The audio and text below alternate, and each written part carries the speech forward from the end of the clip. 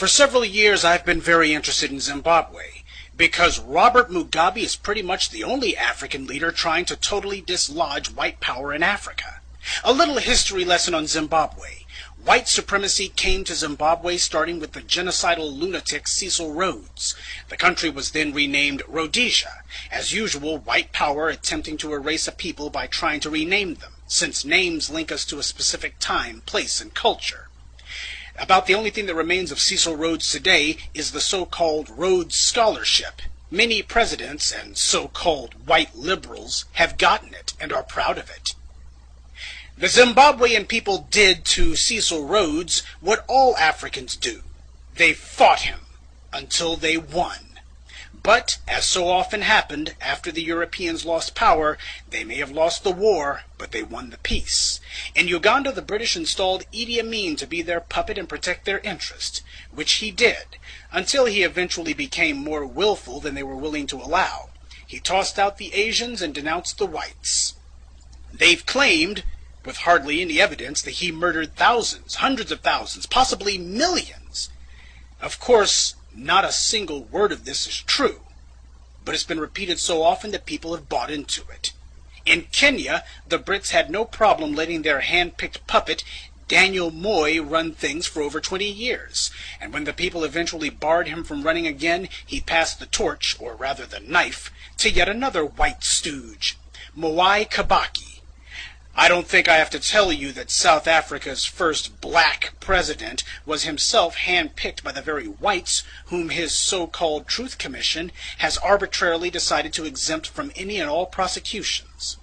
Anyway, Robert Mugabe was a good little white boy for a while, doing as he was told, securing and protecting white interests. He killed anyone who threatened his rule, and the Brits had no problem with it. After all, he didn't touch the land they had stolen, nor was he interfering with their stealing Zimbabwe's minerals. They loved Mugabe back then. Ah, but they're singing a different song now. To hear the good white folks tell the story today, they sound like the police chief in the movie Casablanca, simply shocked to learn that Mugabe had committed ghastly acts of violence against people back when they were giving him praise and adulation. The knighthood. Foreign Secretary, do you believe he should be stripped of his knighthood? Well, I was horrified to find out that Robert Mugabe had a knighthood. You didn't know? No, I didn't know that he was Sir Robert Mugabe. You became Foreign Secretary without knowing that? Just on the knighthood, Douglas heard you were Foreign Secretary when he was given the knighthood, I think. I think not.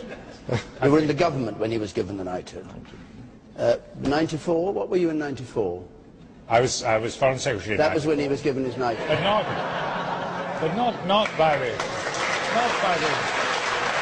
Well, I must plead total amnesia, not by me, and not, I think, by the British government. But who else can give him a knighthood except the British government?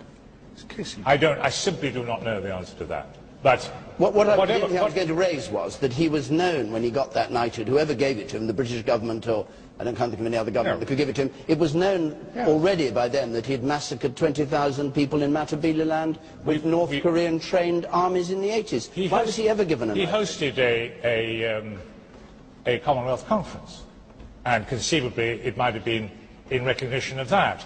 The Queen went there. He was, I don't say in good standing, but he was a member of the Commonwealth alongside a lot of other people. Of course you did. That's right.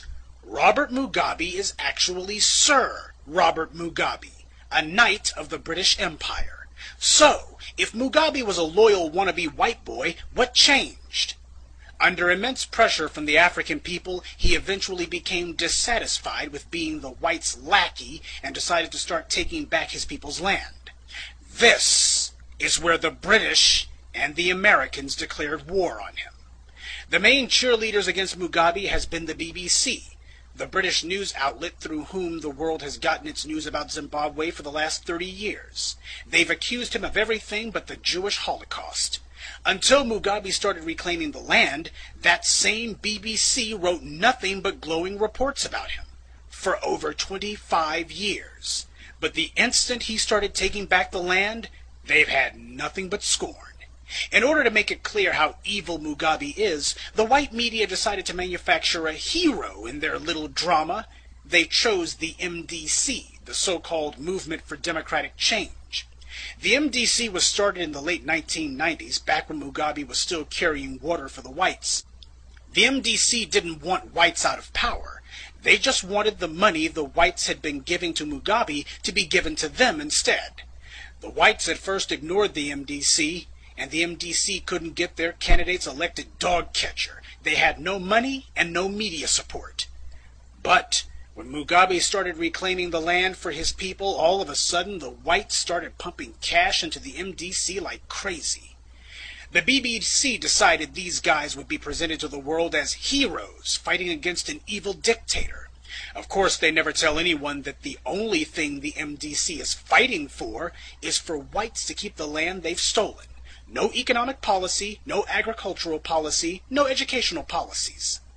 The MDC's entire political platform can be summed up in 7 words. Don't touch the land the whites stole. Mugabe is called a racist, but the BBC never once has shown the world just who the men who run the MDC are. Men like Ian Kay, a domestic terrorist charged with numerous counts of inciting violence. And this guy is a member of the MDC and is now a Zimbabwean parliamentarian. In a country where whites are only 1% of the population, how is it possible that this guy can be a member of the parliament? Because he's one of the racist white thugs who was running the place during colonialism. He's used the money he stole to engineer a place for himself in the government of a country he shouldn't even be in. Idiots like Morgan Chirangi are only puppets. It's bastards like Kay who actually run the MDC. Chirangi does what they say.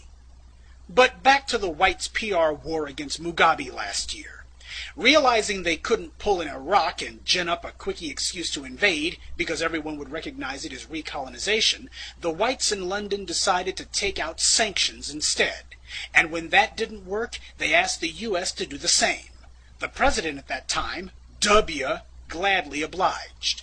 Pay attention, because what comes next is crucially important. The U.S.'s very first move was to freeze credit against Zimbabwe. I'm sure you've heard the term credit freeze the last 10 months. It's a credit freeze by the World Banks that has brought the U.S. to its knees, destroyed the housing market, and caused a global economic catastrophe. I highlight that so you can understand how important credit is to a national economy, even the U.S.'s.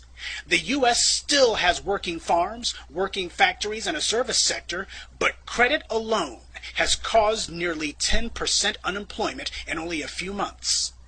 This is what the Brits and Americans did to a country with nowhere near the financial resilience of the United States. This was when Zimbabwe's economic troubles started, not during the land reclamation. Neither the BBC nor any other part of the white media has told this story.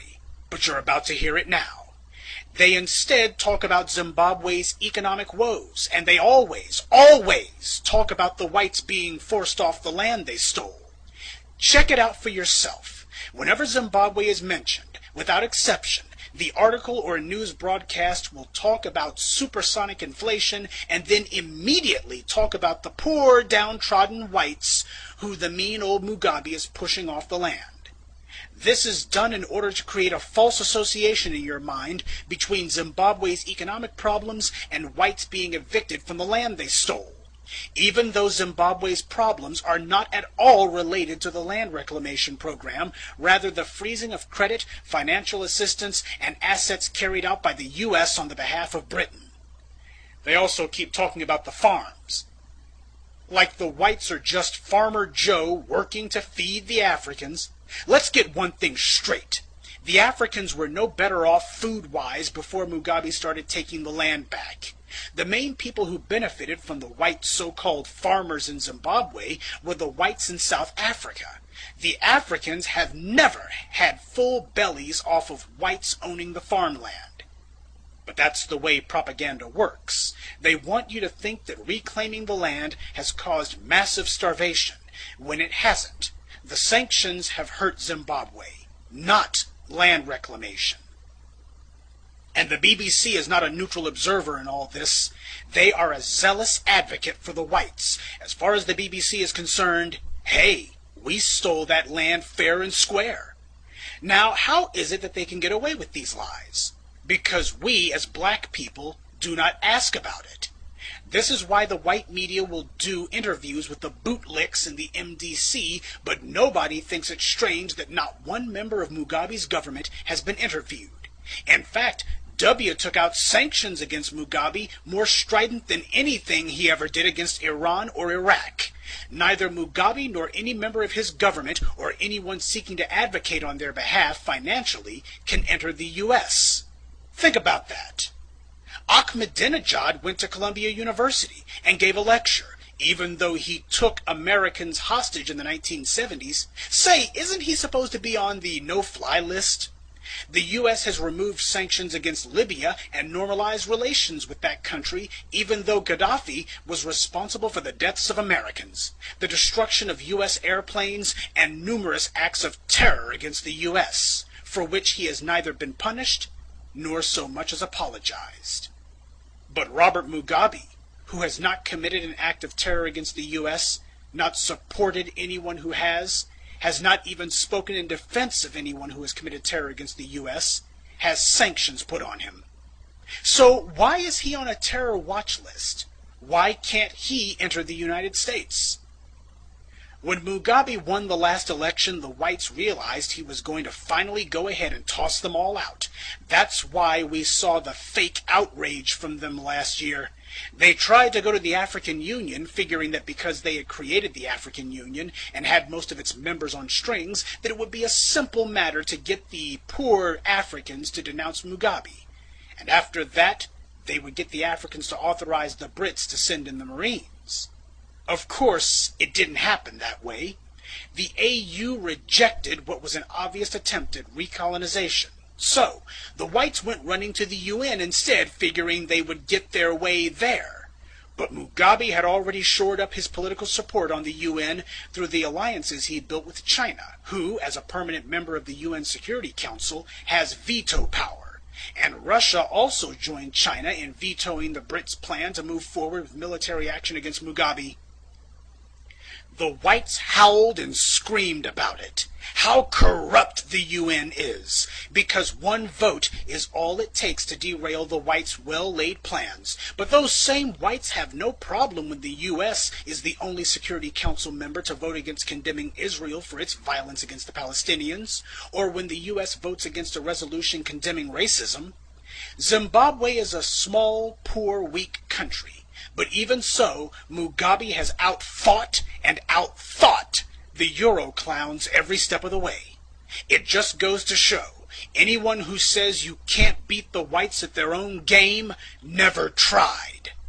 This is why the white media can't get enough of hating the man. To them, he's like O.J. Simpson times 1,000,000. Every day they see him, they have to look at a black man who has shown the world that whites can be kicked around, punched around, beat around, thrown off the land they stole, forced to give back the money they robbed the world of, and that if the non-white world bands together, even the U.S. can't do a damn thing about it. It is the single most dangerous example of defiance toward white power that the modern world has ever seen. But most blacks don't even know that it happened. What happened to Africa under white rule was the same thing you see today, a relentless PR war to convince the world the Africans were primitive savages and they'd be better off with whites in charge. They can't force the issue, so they need to use the last bastion of white power, the media, to fool people into coming to that conclusion on their own. This is why they cannot allow Mugabe's people into the country, why no reporters will talk to him, and why they must demonize him day and night. Mugabe represents the greatest threat to white power the world has ever seen in the modern age. He's no Nelson Mandela, no stooge. He's a man, a black man, standing on his own 2 feet. No, I don't forgive the thousands of lives Mugabe took, but as it stands, he is fighting for the right thing now. I wouldn't build him any monuments, nor would I praise him. But it's not Mugabe I care about. It's Africa. So I support what he's doing. Because it's way past time somebody had the guts to. This is why President Obama extended, yes, you heard me right, extended the sanctions W took out against Zimbabwe. That's right. Obama is carrying out the whites' orders. And he has no problem letting Zimbabwe's government leaders into the country just so long as they're leaders that the whites approve of. If the whites were really so concerned about electoral fraud and election-related violence in Africa, why haven't they said a word about Kenya?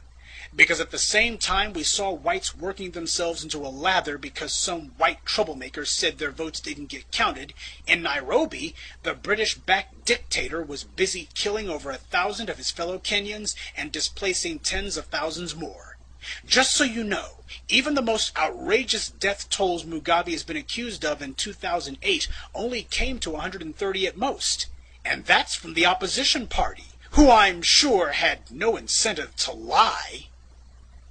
All the world press talked about the real massacre going on in Kenya, the real barbarity taking place by the British hand-picked stooge in Nairobi. But for some reason the BBC didn't hear a word about it. The British government didn't go to the African Union and demand that their hand-picked puppet Kibaki be denounced, and they sure as hell didn't go to the UN either. 2 disputed elections, claims of governmental violence in both cases, but one saw the death toll reach astronomical heights, while in the other case the casualties were negligible. Yet who did the whites choose to go after? See, it's never been about land or human rights. Since when have the Euro clowns ever cared about that anyway? It's always been about supporting and maintaining white power. Mugabe has shown the world that even the poorest of nations can overthrow white control if they have leaders committed to it. Every African on the planet needs to be watching this one. Mugabe, regardless of his faults, is showing us the way. And for that, we should support him.